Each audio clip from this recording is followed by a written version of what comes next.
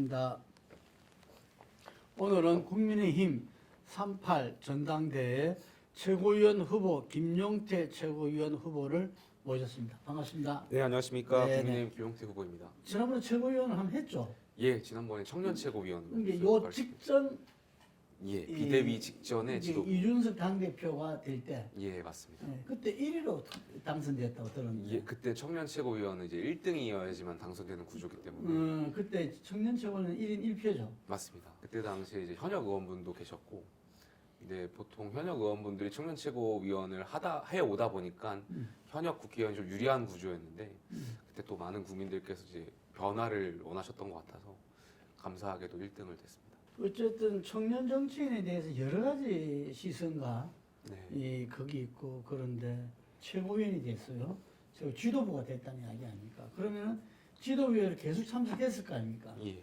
어떻습니까? 우리 현실 정치를 처음 접해보면서 지도부로서 접해왔는데. 뭐 제일 야당의 지도부는 또 처음 경험했었던 거고 네.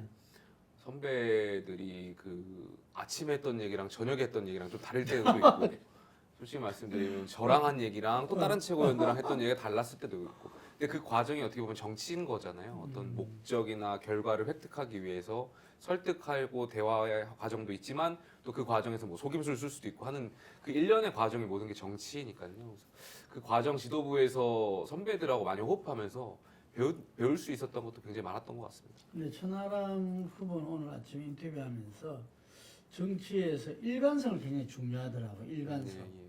아침 저녁 말이 다르고 자기한테 말하고 딴 사람한테 말이 다르고 이런 국민들은 신뢰가 어렵겠죠. 예. 지금 정치가 불신받는 가장 큰 이유 중에 하나 아니겠습니까? 그러니까 과거랑 되게 많이 달라진 것 같아요. 과거는 사실 정치인들이 언론에 노출할 수 있는 빈도가 공중파 정도였잖아요. 그렇지 않으면 신문이나 뭐 이런 요즘은 데니까. 유튜브도 있고요. 굉장히 많은 종편 채널들과 굉장히 많은 그 시사 전문가들이 방송에서 활동하다 보니까 온 국민이 사실 정치 박사가 되셨어요. 그러다 보니까 아마 일관성이 더 중요하게 된 것 아닌가. 청년 정치인 이렇게 이른바 네이밍을 했을 때 한편으로는 좀 부담을 가질 수도 있겠습니다. 부담스럽기도 하죠. 왜냐하면 제가 가는 길이 또 다른 누구 후배 정치인들이 가야 할 길이고 평가받아야 될 길이기 때문에 굉장히 부담스럽습니다만 저는 청년 정치, 젊은 정치라고 하는 것이 물리적인 나이로 나누는 것은 아닌 것 같아요. 그러니까 언제라도 내가 기득권이 있다 하더라도 내 소신과 기득권이 맞지 않을 때는 과감하게 제 목소리를 낼 수 있는 것. 전 그게 청년 정치, 젊은 정치라고 생각하고요. 우리 정치권에도 나이가 많고 다선이지만 그렇게 목소리를 내시는 의원들이 계시면 그분들이야말로 청년 정치를 하고 계신 것 같고요. 나이가 젊다고 하더라도 사실 그 기성 정치 못하게 노회한 정치하신 분들 많거든요. 그분들은 또 청년 정치가 아니라고 저는 생각하기 때문에 그 말씀하신 그 청년 정치에 대한 부담감 그런 것 좀 있습니다. 정치라는 게 우리 사회 각 계층들이라든지 연령들을 갖다가 서로 이 이해와 갈등을 조정 통합하는 역할을 하지 않습니까? 원론적으로 우리가 지금 진영 대결이라 해서 거기 이제 갈등이 잘 조정이 안 돼서 좀 문제인 건데 암만 해도 그런 걸 하려면 좀 경륜이 필요하다 이런 것도 그 지도부 생활하면서 좀 느꼈습니까? 경륜하고 경험이 필요하기도 하지만 때로는 그 경륜과 경험이 독이 되는 시기도 있는 것 같아요. 예. 그러니까 자꾸 과거의 경험, 과거의 전례를 찾다 보니까 이 새로운 세상에 새로운 문화에 익숙해지지 못하고 과거의 구태로 회귀하려고 하는 경향들이 있었던 것 같아서 때로는 경험이 도움이 될 때도 있지만 때로는 지금 정치 상황에서는 부정적인 영향을 끼칠 수 있다. 그래서 이건 적절하게 본인이 잘 판단해야 되는 영역일 것 같습니다.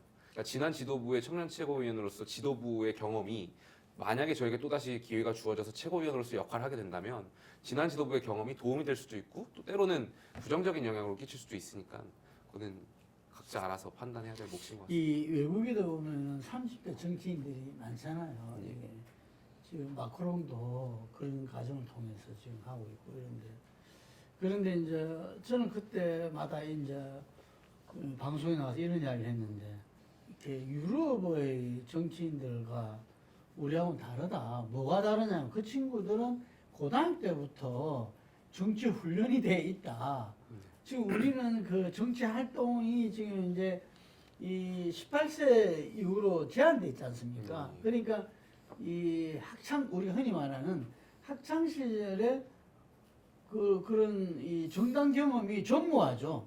이게 그런 경험이 없는데 그 친구들은 고등학교에서도 대학에서도 그런 정치 훈련들을 갖다가 많이 한 차원이거든요. 예, 예. 그러니까 30대 정치인이라더라도 거의 10년 이상은 그 당에 대해서 아이덴티티와 그리고 그 당의 여러 가지 그 정치적인 노선과 그 활동에 대해서 잘 알고 있지 않느냐. 그래서 다르다고 이야기하는데 그런 점은 어떻게 생각하십니까? 저는 그러한 부분도 중요한 부분이라고 평가받지만 그 부분보다 더 중요한 부분이 저는 우리 정치가 끊임없이 줄을 서야지만 성공할 수 있는 구조예요. 그러니까 무슨 말이냐면 내가 국회의원이 되고 싶으면 공천을 받아야 되잖아요. 그러니까 공천을 받으려면 그 지역의 유권자와 당원이 선택할 수 있는 그 경선 시스템이 자리 잡아야 되는데 사실 대한민국의 정치는 당대표 혹은 그 이상의 권력자가 단수공천이라든지 전략공천의 이름으로 어떤 공천을 하다 보니까 이 정치를 하려고 하는 분들이 계속 줄을 서야지만 가능한 구조가 되는 거죠. 그러니까 권력을 끊임없이 재생산해왔던 구조다 보니까 말씀하신 대로 젊은 정치인들이 정치를 하고 싶어도 본인의 소신을 말하기보다는 줄을 서야지만 성공할 수 있는 구조. 그러니까 저는 이 구조를 깨야 된다고 생각되고요. 우리나라가 87년도에 대통령 직선제를 통해서 저는 네. 민주주의가 성숙해 왔다라고 생각해요. 네. 그런데 지금 돌이켜 보면 당원과 국민이 직접 후보 선출 과정에 뽑는 정치인은 대통령, 광역단체장, 당대표 정도예요. 국회의원은 물론 경선 과정에서는 참여할 수도 있겠습니다만 단수공천과 전략공천은 국민과 당원이 후보 선출 과정에 참여할 수가 없는 거죠. 네. 그러니까 이 내 지역에 정당 공천을 받은 이 후보가 온다고 하더라도 어쩔 수 없이 내 마음에 안 들지만 어쩔 수 없이 찍는 형상도 이 괴리감이 발생해 오는 거거든요. 그러니까 이 구조를 깨지 않으면 저는 대한민국의 정당 민주주의가 계속 87년도에 머물러 있을 거라고 생각되고요. 이번 전당대회에서 저희가 정말 뭐 오픈 프라이머리든 클로스드 프라이머리든 코커스든 뭐 그거는 지역마다 기술적인 방식이 다를 수 있다고 생각됩니다. 다만 내 지역의 공천을 내 지역의 후보자를 국민과 당원이 뽑게 하는 이 경선 시스템을 상향식 공천이라고 쉽게 말씀하시는데 이것을 자리 잡게 하는 것이 전 이번 전당대회의 핵심이라고 생각됩니다. 천하람 후보랑 약간 그 부분에서 조정이 좀 필요한 것 같은데 예. 왜냐하면 아침에 천하람 후보는 뭐라고 이야기했냐면은 이른바 상향식 공천이라는 게 보기 좋은 떡이다. 보기 좋은 떡이라는 표현은 안 했지만 왜냐하면 어쨌든 그것은 지역의 기득권 정치인들한테 유리하게 돼 있다는 거죠. 책임당원 모집이나 이런 데서 지역으로 들어가면 이렇게 새롭게 들어온 당원들보다 그 비중이 더 높거든요. 그러니까 이른바 상신 공천, 오픈 프라이머리, 뭐 코커스나 이런 부분들이 기존 정치인들한테 유리하게 돼 있다. 오히려 소신 있고 정말 이런 분들은 정치를 하는 것이 우리 정치를 변화시킬 수 있다는 부분들은 과감하게 전략 공천할 필요가 있다. 비례대표라든지 예를 들면 강남이라든지 TK, BK에 이런 이야기를 했어요. 조금 상반된 이야기 아닙니까? 저는 물론 전략공천이 선거는 컨셉 선거가 있기 때문에 컨벤션 효과를 위해서라도 일정 부분 필요할 수 있다라고 생각해요. 당원 단계도 할 수 있게 되어 있고요. 다만 저는 전략공천은 최소화해야 된다고 생각되고요. 말씀하신 그 관점의 논리도 가능할 수 있겠지만 이 민주적인 관점에서 좀 봤으면 좋겠어요.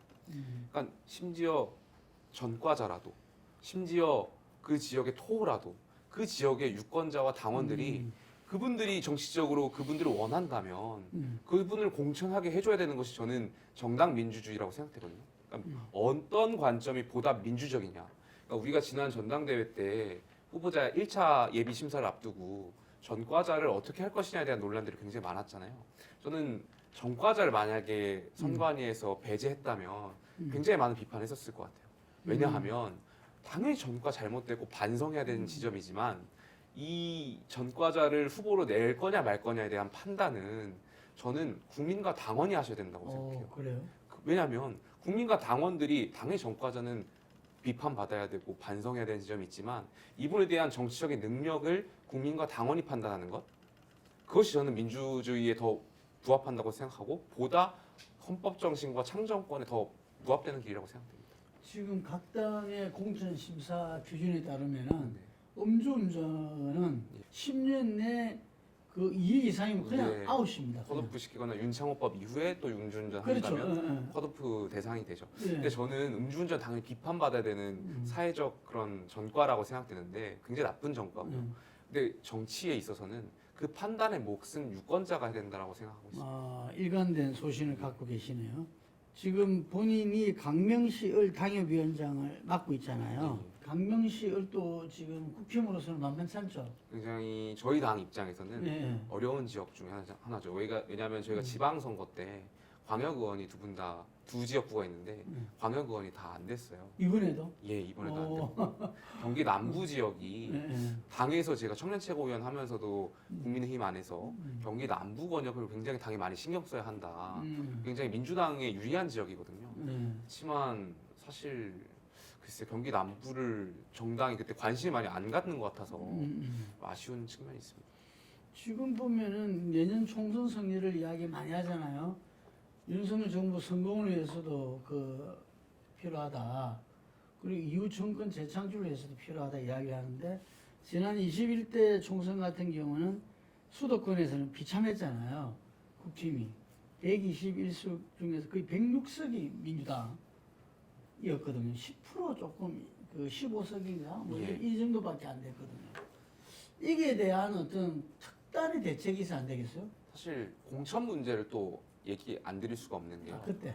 예, 그 당시에도 사실 퓨처메이커라는 청년을 우대하겠다는 정책을 썼는데 네. 물론 그 정책에 대한 장단점은 있겠습니다만 경기도의 우리 당의 좀 어려운 지역, 우리 당 입장에서 당선되기가 굉장히 어려운 지역 한 10군데를 뽑아서 청년 원외의 정치인들을 연고가 없는 지역에 다 공천을 했어요. 어려운 지역을 그렇게 뭐하죠? 그러니까 이제 전략 공천이라는 미명 아래 쉬운 데를 전략공천해야지. 근데 이제 당에서는 청년에 배려했다라는 그러한 컨셉도 갖고 이제 여러 가지 측면이 정치공학적인 작용이 했을 텐데 그러한 선거를 자행하다 보니까 수도권의 유권자들이 좀 안 좋게 봤던 것도 있었던 것 같고 물론 저도 그렇게 해가지고 당의 은혜를 입어서 지난 총선에서 공천을 받았습니다만 이번 지도부가 된다면 물론 저는 전략공천 아까 조금 전에 말씀하신 대로 민주당의 무슨 최고위원 분들 정말 국민 눈살 찌푸리게 하는 분들을 낙선시키기 위해서라도 뭐 자객공천 형식이든지 아니면 컨셉 선거 형식으로 굉장히 인기 스타를 공천하는 그러한 제도가 물론 필요하겠습니다만 최소화돼야 된다는 점 그게 국민과 당원들이 아마 원하실 겁니다. 공천 부분이 차기 지도부에서는 제일 중요한 제일 과제 아닌가 싶습니다. 예. 역대 저희가 사실 보수 정당에 잘한 것도 있고 잘 못한 부분도 있었는데 잘 못했고 박근혜 정권이 국민들께 심판받았던 이유 중에 하나가 사실 진박간별 논란에 대한 예. 공천 아니겠습니까? 네. 그러니까 뭐 유승민 전 대표가 그 증세 없는 복진 허구다 하면서 배신자 프레임에 쌓였는데 유승민 전 대표 때문에 박근혜 정권이 망한 게 아니라요. 사실 진박간별에 대한 칼춤 추다가 사실 국민들께 심판받은 거거든요. 그로 인해서 대통령께서 유죄 판결도 받으셨지만 저는 이번 저희 총선 이후 그러니까 지도부가 정말 과거의 잘못을 되풀이하면 안 된다. 근데 지금 일각에서 윤핵관이라고 하는 분들이 사실 그 당시에 진박간별 논란했던 것처럼 똑같이 비슷한 일들을 하려고 하시는 것 같아요. 예를 들면 본인의 이해관계가 다르다고 해서 비윤 반윤으로 지금 낙인을 찍어버리는 거 아니겠습니까? 유승민 전 대표, 나경원 전 의원을 향해서도 사실 나경원 전 의원이 왜 반윤입니까?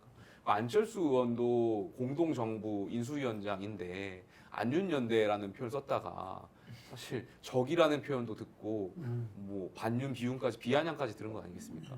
여당의 일원이 보수 정권이 성공하고 윤석열 정부가 성공하기 위한 건 당연한 전제 조건인데 반윤 비윤이라고 낙인 찍고 하는 것 행태가 저는 윤핵관이라는 분들이 본인들의 이해관계를 위해서만 지금 권력을 쫓고 권력을 대변하고 아첨하고 본인들 공천만 지키기 위해서 그렇게 프레임을 짜는 것 같은데 지난 저희가 박근혜 정권 때 했던 잘못을 다시 되풀이할까봐 좀 안타까운 측면이 있고요. 거기에 그런 잘못을 하지 말자 목소리를 내고 있는 것 같습니다. 저희가 지금 뭐 당정일체니 책임 뭐 명예 당대표니 이런 말씀들 윤핵관들이 하는데 아니 당정일체를 왜 말로 설명하는지 잘 모르겠어요. 그건 당연한 얘기잖아요. 애매모호한 말로 책임 정치 얘기하시는데 책임 정치는 결과로 보여드려야 되는 거거든요. 내년 총선에서 과반을 획득하느냐 못 획득하느냐가 굉장히 중요한 부분이고 만약에 과반 획득하지 못하면 보수 정권은 다시 식물 정권으로 전락할 거란 말입니다. 근데 지금 말씀하신 그 윤핵관이라고 하는 분들이 사실상 강원도라든지 TK 지역 공천 받으면 사실 당선되기 상대적으로 쉬운 지역들인데 이분들 머릿속에 정말 총선의 과반을 이기려는 생각들이 있는지 저는 의문이에요. 그러니까 이분들이 머릿속에 그냥 본인들 공천만 받아서 한 번 더 국회의원을 하려고 하는 생각만 있는 것 아닌가. 저는 그런데 안타까운 생각이 많습니다. 그런데 이제 제가 정치를 한 30년간 이렇게 지켜보면은 예를 들면 친이 친박 논쟁 때도 그렇고 아까 금방 말 진박 간별사 때도 그렇고 이번에 지금 윤핵관 문제에서도 그렇고 결국은 지도자의 문제 아니겠냐 이거죠. 지도자는 윤핵관 말을 한두 번 들은 게 아닌데 오히려 윤핵관에 대한 표현 자체에 대해서 항구령을 내리고 아주 불경죄로 하고 있지 않습니까? 그래서 이 대목에 있어 가지고는 윤석열 대통령에 대한 사람들이 생각이 좀 이렇게 흔들리고 바뀔 수 있지 않는 생각이 드는데 그건 어떻게 보십니까? 그러니까 통치권자가 예. 국민과 당원으로부터 헌법상의 정당하고 정통한 권리를 받으셨잖아요. 예.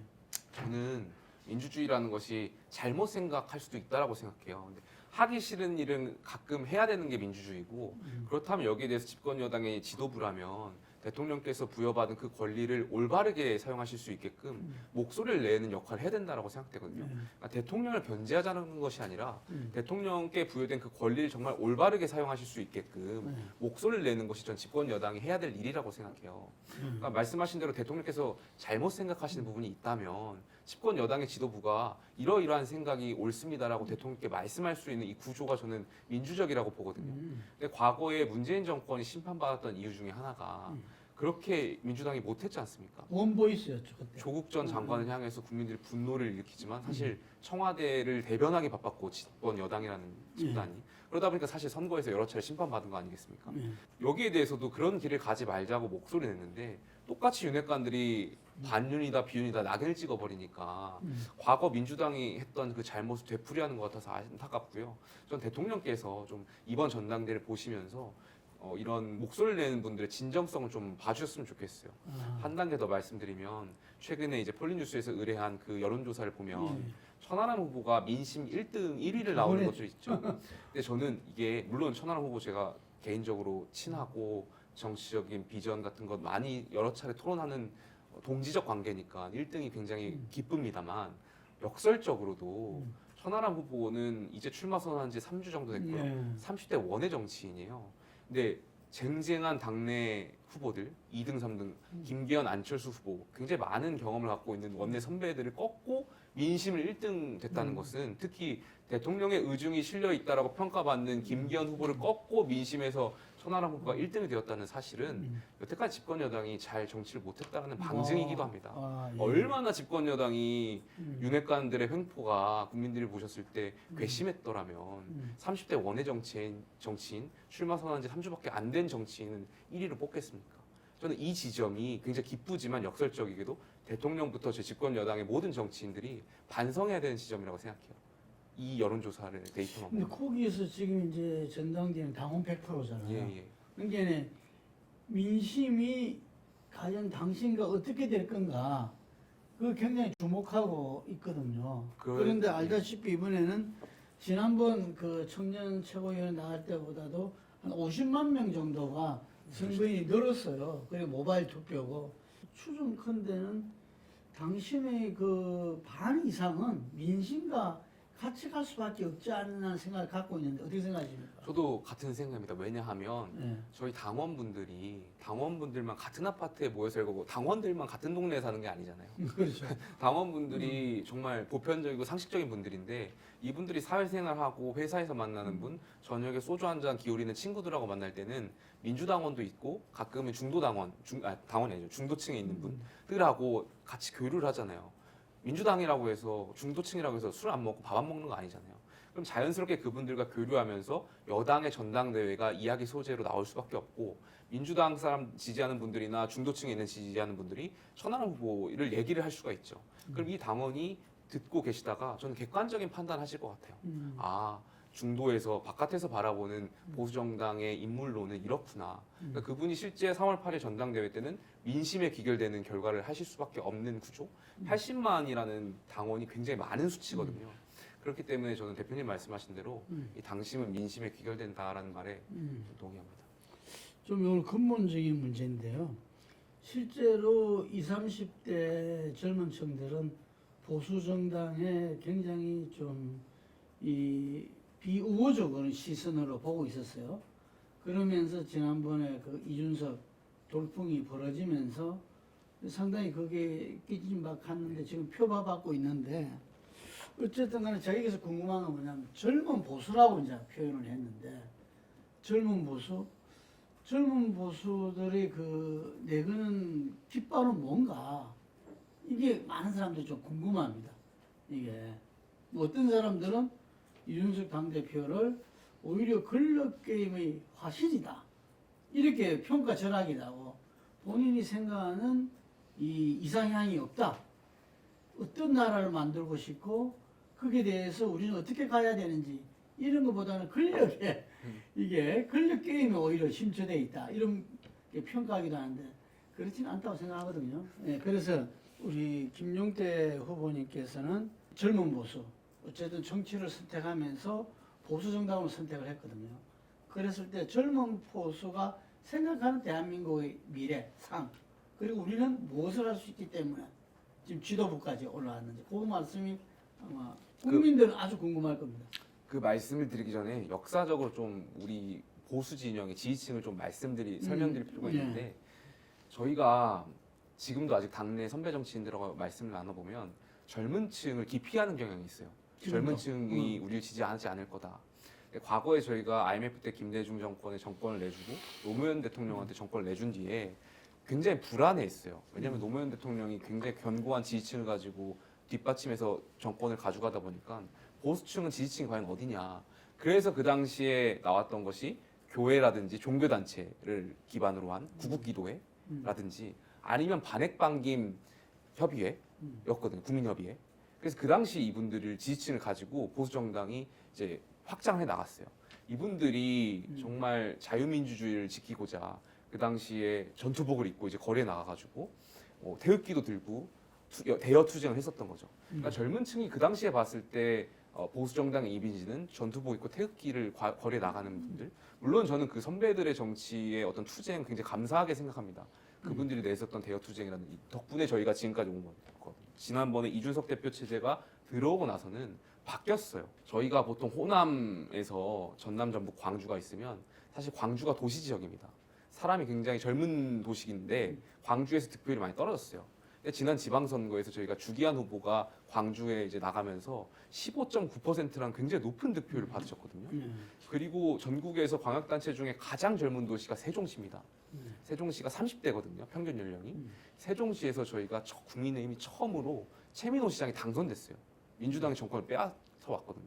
충청도 제가 최근에 대전을 갔다 왔지만 충남의 굉장히 젊은 도시들, 군단이 이런 농촌 도시 말고 계룡시라든지 아산시, 천안시, 저희가 당진시까지 다 지방 정권을 교체했거든요.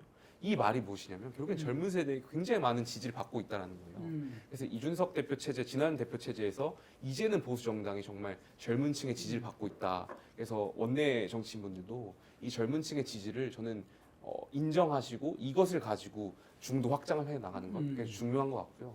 저는 젊은 층이 왜 보수 정당을 지지하느냐라고 물어봤을 때 저는 합리성이 굉장히 중요하다라고 봐요. 공화주의. 일종의 공화주의라고 말씀드릴 수 있을 것 같은데 문재인 정권이 보여줬던 것이 사실 공화주의, 자유민주주의나 공화주의에 있어서 굉장히 잘못된 부분들이 많았잖아요. 기울어진 운동장에서 조국 전 장관의 그 딸 문제만 보더라도 사실 586이 자유민주주의를 위해서 민주화 운동을 했는 줄 알았는데 물론 하셨지만 그렇게 해서 정권을 잡아서 굉장히 잘할 줄 알았는데 알고 봤더니 기득권이 되어가지고 본인들의 부를 축적하기 급급했던 거 아니겠습니까? 여기에 대해서 굉장히 많은 분들이 실망을 느꼈고 정말 보수 정당이 나아갈 부분 공정하고 당시 윤석열 대통령이 이제 검찰총장으로서 원칙주의자, 헌법주의자의 기치를 내세웠고 정말 보수 정당이 되면 이 투명하고 합리적인 시스템이 정착될 거라 믿었기 때문에 저는 젊은 층이 그래서 저희 보수 정당을 지지한다고 생각합니다. 수도권 승리를 해서 본인이 최고위원이 되면은 핵심적으로 어떤 전략과 대책을 내놓을 것입니까? 저는 정말 아이러니하게도 대표님 기본만 하면 된다고 생각합니다. 기본. 저희 정치권이 기본하고 상식을 잘 못 지키는 것 같아요. 서로 민주당하고 국민의힘이 못하기 경쟁을 하고 있는 것 같거든요. 음. 그러니까 국민들이 봤을 때 얼마나 한심하고 답답하겠습니까? 그러니까 윤핵관들의 횡포, 민주당은 철험애들의 그런 횡포 봤을 때 이게 정말 민주적이냐? 이게 정말 답답하거든요. 민생은 챙기지도 않고 권력에 다들 아첨하고 대변하는 이 행태들이 굉장히 저는 답답하게 느껴지실 것 같아요. 그래서 다음 지도부가 정말 되면 우리가 정말 말로만 자유민주주의, 말로만 국민의힘의 정강정책을 내세울 것이 아니라 정말 우리가 내세우는 가치, 자유라는 가치, 이 가치에 정말 행동으로 실천하는 걸 좀 보여주면 되지 않을까 싶습니다. 지금 윤석열 대통령 지지도가 갤럽 조사에 의하면은 지난주, 이번주 다 올랐어요. 그래서 예. 5% 정도 올라가지고 지금 37% 정도. 이유를 살펴보니까 상당히 그 독과점 체제에 대해서 금융기관에 대해서 이 예대 마진으로 엄청난 돈을 하고 그 성과급을 자기들끼리 다 가져가는 부분, 그리고 통신 대기업에 대한 질타, 그리고 그 우리 이 대기업 노조에 대한 질타, 뭐 이런 부분들이 상당히 그 홍을 받았다 이런 이야기들이 있거든요. 그건 어떻게 보십니까?